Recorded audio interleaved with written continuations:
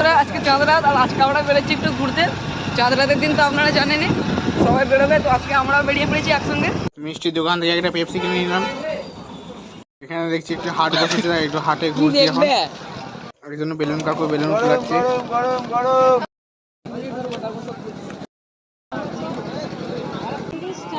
কাকু দাও তো, ডাল হবে 40 টাকা দাও তো।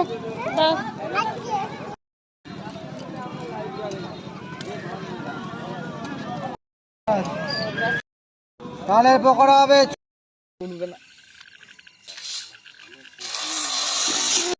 খুব মজা করে খাচ্ছি থামস আপটা। গরম পড়েছে, এই গরমে থামস আপ, ঠান্ডা থামস আপ হেভি লাগছে। বন্ধুরা ঘুরতে ঘুরতে একটা হেভি জায়গায় চলে এলাম, এবার ভিউটা দেখো, ফটো শুটও করে নিলাম।